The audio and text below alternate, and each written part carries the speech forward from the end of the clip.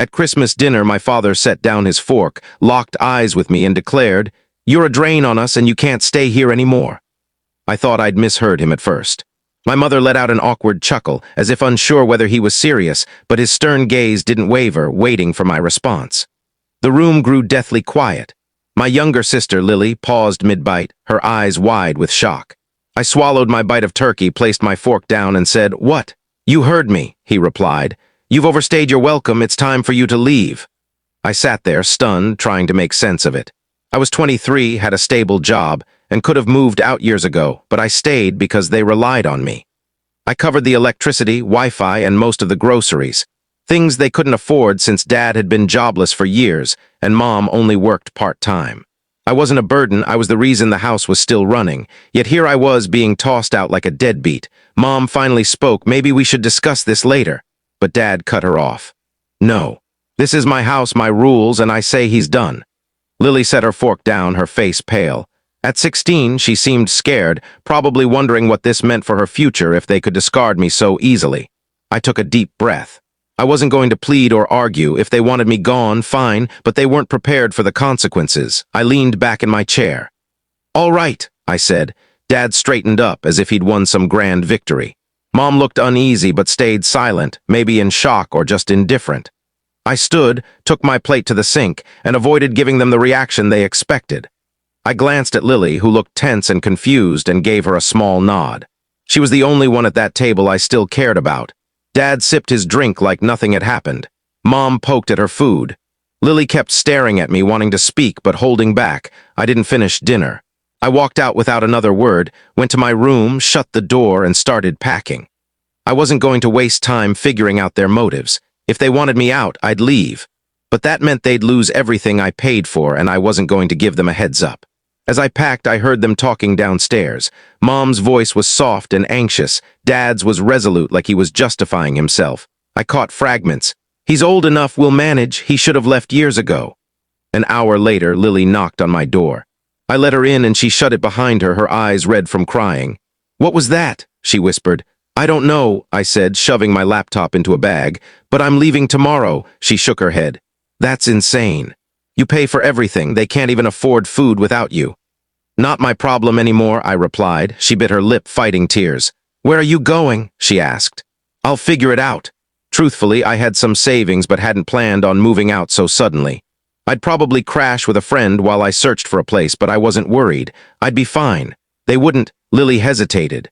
"Can I?" She stopped herself. I knew she wanted to come with me, but she was still in high school and I couldn't take her. "You know they'd never allow it," I said. She looked down, nodding. When I finished packing, she lingered, reluctant to leave. Finally, she sighed. "You're going to regret this." I grinned. "I know." The next morning, I left before they woke up. I carried my bags to my car, took one last glance at the house. No sadness, no regret, just relief, and drove off. As I pulled out, I opened my banking app and removed my name from every bill. Electricity, internet, water, even the streaming accounts. Without me, everything would be cut off within weeks. I smiled, shifted into drive, and left without looking back. For the next few days, I stayed at my friend Jake's place while hunting for an apartment. His couch was uncomfortable. His dog Max stared at me while I tried to sleep, and his roommate kept asking if I was staying permanently. But none of that mattered. I was free. No more footing the bill for a house I didn't want to live in. No more pretending to respect a man who'd thrown me out during Christmas dinner. No more being treated like a cash machine. I was finally living for myself. 3 days later, my phone started buzzing. 7 missed calls from Mom, 2 from Dad, surprising since he never called, and texts from Lily. I ignored them until Lily messaged. "They're freaking out. The power's been cut off." I smirked. They really thought the bills would pay themselves. Another text. "Dad's losing it.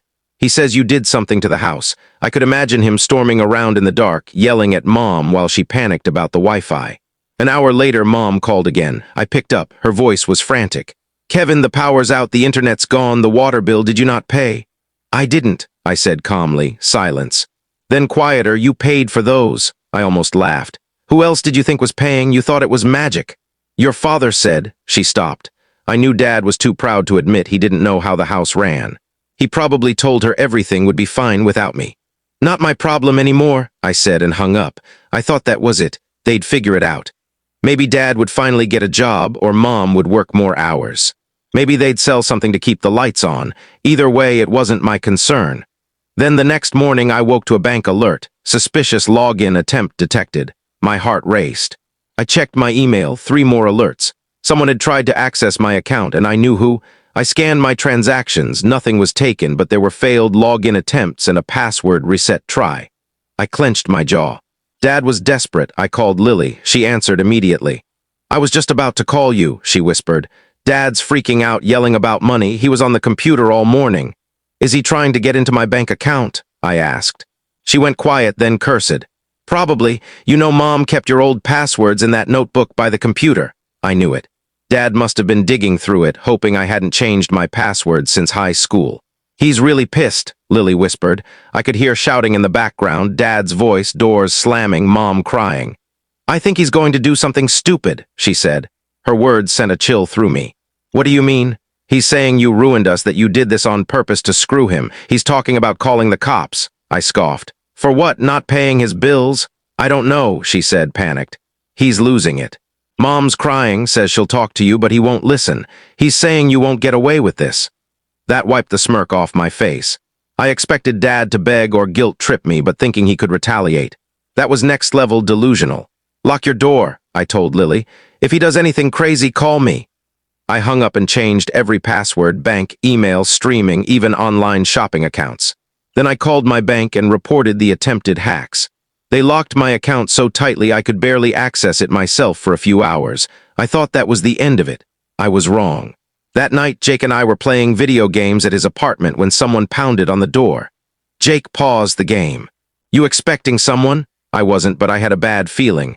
I looked through the peephole and froze. Dad was in the hallway, fists clenched, breathing heavily. "Who is it?" Jake called. "My dad," I muttered, stepping back. Another bang. "Kevin, open this door." He pounded again, harder. "I know you're in there. You think you can just walk away?" Jake looked at me. "Dude, should we?" Before he could finish, Dad kicked the door. That was it. I grabbed my phone and called 911. "My dad showed up at my apartment," I told the dispatcher.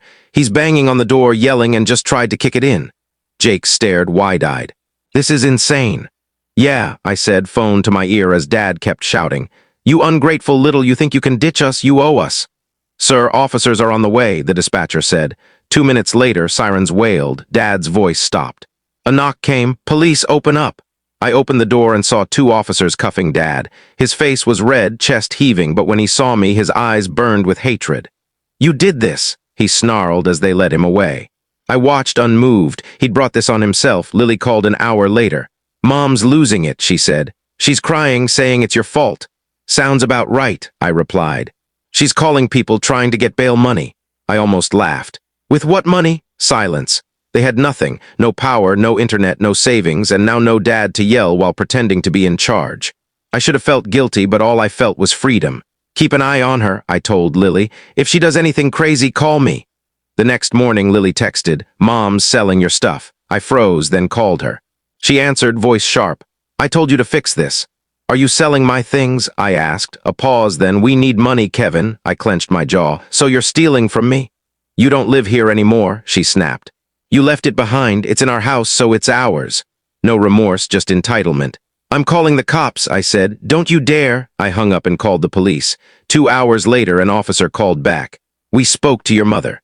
She's not happy, but she's agreed to hold your things until you pick them up." I texted Lily, "I'm coming over." When I pulled up to the house, my stomach sank.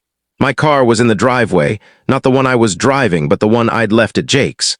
The seat was adjusted, glove box open, gas tank nearly empty. They'd stolen it. I got out as Mom stepped onto the porch, arms crossed. "You called the cops on me?" "You stole my car," I shot back. She scoffed. "It was just sitting there. You weren't using it." I stared, baffled by her logic. "It's my car. How did you get it?" She didn't answer, but I knew they had a spare key. "Mom," I said, voice steady, "give me the key or I'm calling the cops again." Her face flickered, then she stormed inside. A minute later, she threw the key at me. It hit my chest and fell to the grass. "There," she spat. "Happy?" I picked it up, holding my anger. "I'm taking my stuff and I'm gone for good." I walked past her into the house. Lily was in the hall, tense. "She took your laptop and pawned it," she whispered. I closed my eyes, breathing deeply. I turned to Mom. "Where's my laptop?" She lifted her chin. I told you we needed money. That was it. I dialed 911 again. Yes, I want to report a stolen vehicle and stolen property, I said, staring at Mom. My mother admitted to pawning my laptop without permission. Her face paled. She hissed, "You can't do this, I'm your mother." I ignored her, speaking to the dispatcher. "Yes, officer, I have proof she admitted to taking my belongings." Lily stood frozen, eyes darting between us. Mom's hands shook. She looked shocked, like she never expected me to fight back. "Kevin, please," she said, softer. "We're struggling, your father's in jail, I had no choice." "You had choices," I said. "You could have worked more, sold your own things, asked for help. Instead, you threw me out like trash." She blinked, her face twisting. I laughed bitterly. "Yeah, I'm angry too." Sirens approached. Mom jumped. 2 officers entered. "Sir, did you call about stolen property?" I nodded, pointing at Mom.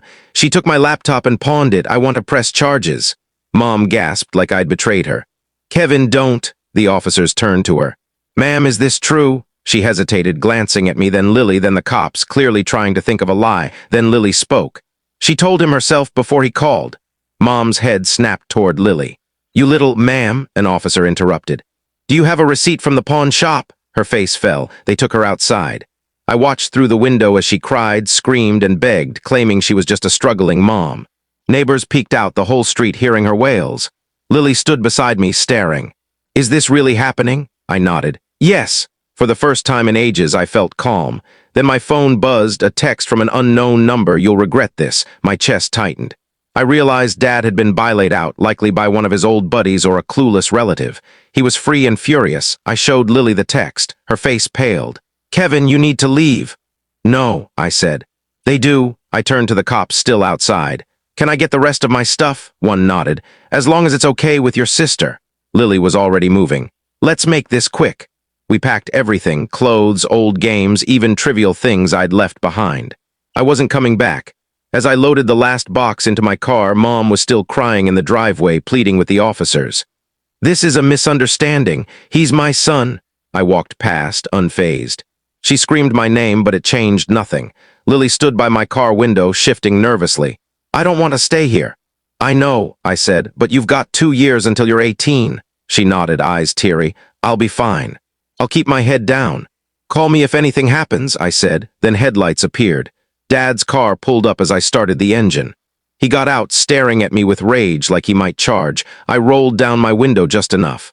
"Come near me again and I'm filing a restraining order." His fists clenched. "You think you're better than us?" I smiled. "I know I am." Then I drove away. That was the last time I saw them. I blocked their numbers, changed my bank details, moved to a new place, and never looked back. Lily held out for 2 years, just as she promised. When she turned 18, she left, moved in with a friend, and started college. We still talk often. As for my parents, Dad never got a job, and Mom lost the house a year later. They drifted, burning bridges with family, and last I heard, they were in a shabby apartment in a rough area. They tried reaching out, messages, calls from unknown numbers, even letters. I never replied. They made their choice that Christmas dinner, and I made mine.